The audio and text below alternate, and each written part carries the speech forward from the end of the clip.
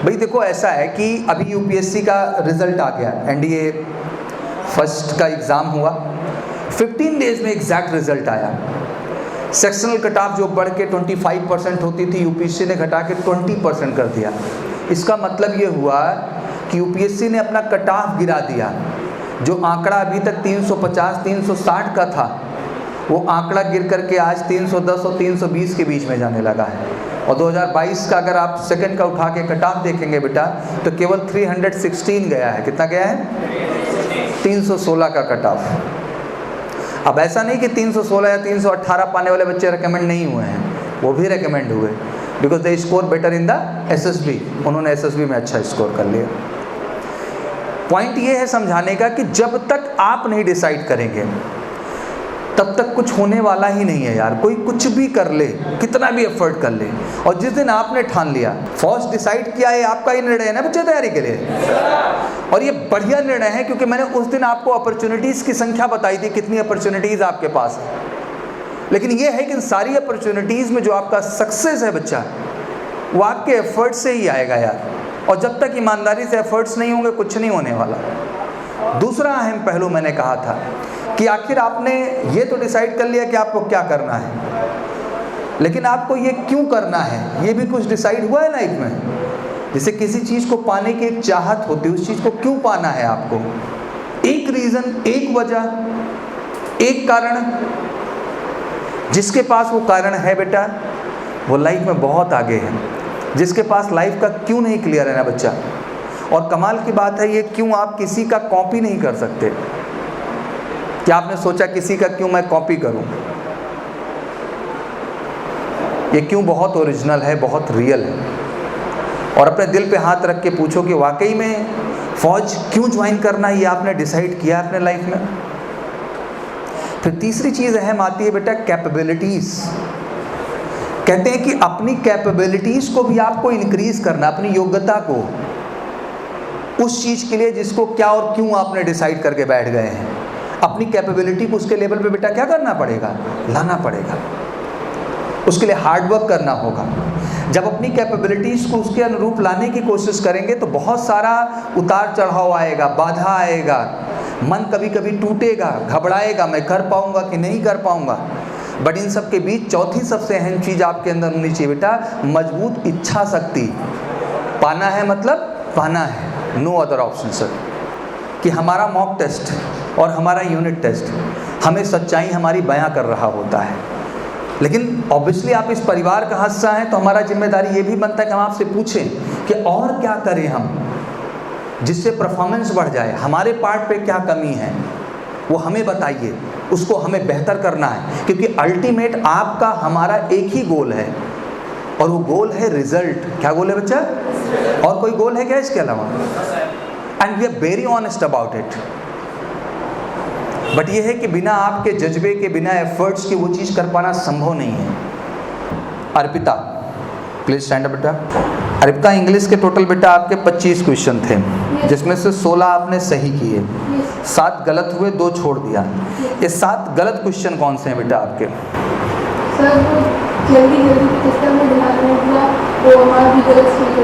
जी, यही गलतियाँ वहाँ भी होती हैं। हम पेपर दे के आते हैं, हमें लगता है हम तो सब सही करके आए हैं, लेकिन अल्टीमेट वहाँ कोई ना कोई गलती बेटा होती है, जिसकी वजह से चीज़ें क्या हो जाती हैं, गड़बड़ हो जाती हैं। तो आगे से इस बात पे ध्यान रखेंगे। सवालों को लगाने में सक्षम थे आप? आ रहा था आपको? बस थोड़ा सा हड़बड़ाहट की वजह से। क्या पहली बार OMR भरा क्या लाइफ में? अच्छा, सेकेंड टाइम। पहली बार कब भरा? अभी NDA फर्स्ट का एग्ज़ाम दिया आपने। चलिए ठीक है, मैं तुमको उस कॉम्पिटिटर की तरह समझा रहा हूँ जिसे हम लोग तैयारी करते थे। हमारा क्या काम होता था बेटा, कोई भी टॉपिक हो उस पर बेस्ड, हम डिपेंडेंट नहीं थे टीचर के ऊपर। कॉन्सेप्ट हमने अच्छे से पढ़ा, उसके बाद उस पर बेस्ड जितना सवाल है हम स्वयं लगाते थे। हमें नहीं आता था, पहला सपोर्ट हमारे पास यार दोस्त होते थे इतने काबिल, संगत ऐसी थी जहाँ अच्छे लोग थे कि हम आपस में क्लियर कर लेते थे।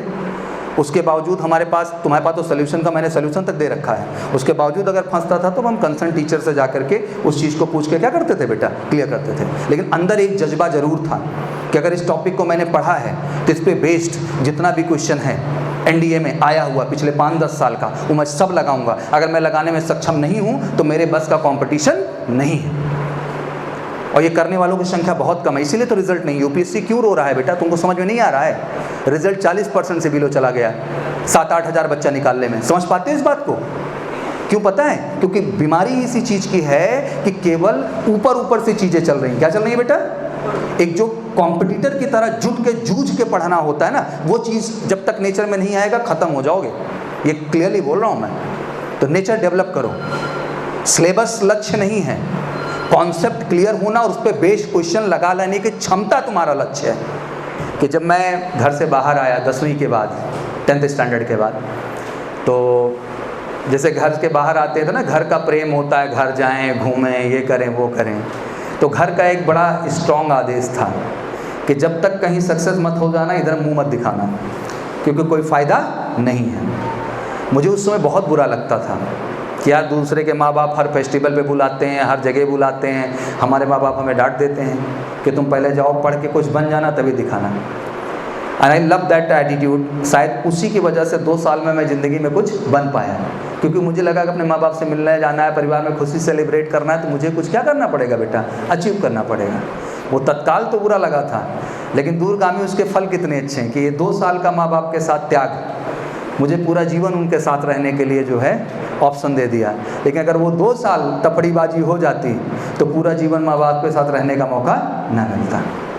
तो इसीलिए आपको भी कहता हूँ कि 1 साल का त्याग, परिश्रम, स्ट्रगल सब कुछ दे देगा आपको। माँ बाप का सम्मान, प्यार, सामाजिक सौहार्द, अपनी सेल्फ खुशी, सब कुछ मिल जाएगा। तो अगर यार 1 साल सच्चाई से मेहनत कर देने से मिल जाए तो कोई बुराई है क्या बच्चा इसमें? या इससे आसान काम कोई और है क्या बच्चा? नहीं है यार, यही है। संचिता आया वो बेटा, संचिता तुम्हारा फिजिक्स में बहुत ज़्यादा डाउनफॉल गया बेटा, क्यों? फिजिक्स वीक है आपकी? हाँ, तब तो आपको बहुत प्रैक्टिस करना होगा बेटा। इसमें देखो, कैलकुलेशन में तो एक ही चीज़ इंपॉर्टेंट होती है कि जितना ज़्यादा आप प्रैक्टिस करते जाते हैं उतना ज़्यादा आपका कॉन्फिडेंस बढ़ता चला जाता है। तो ये बड़ा ज़रूरी है, तो बढ़ा दीजिए प्रैक्टिस। हाँ, कोई और काम तो नहीं है, यही काम है ना। जानते हो बेटा, महीने भर के पढ़ाई के बाद ये टेस्ट बहुत महत्वपूर्ण है। जो इंसान अपना सच नहीं देखता है वो हमेशा ड्रीम में जीता है। किस में जीता है बेटा? रियल ज़िंदगी में कभी कुछ नहीं अचीव कर पाता है। सच्चा इंसान वो है कि हार भी कबूले और जीत भी कबूले, तभी वो जीवन में आगे बढ़ने की क्या करता है, कोशिश कर पाता है। ठीक है ना? तो ये ज़रूरी है।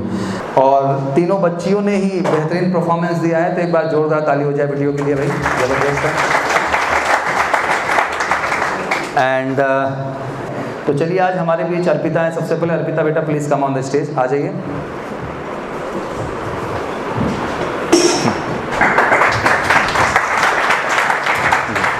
तो हर महीने ऐसे चल रहा है और अगली बार और बढ़िया होना चाहिए। ठीक है बेटा, एक बार जोर ताली हो जाए संचिता के लिए।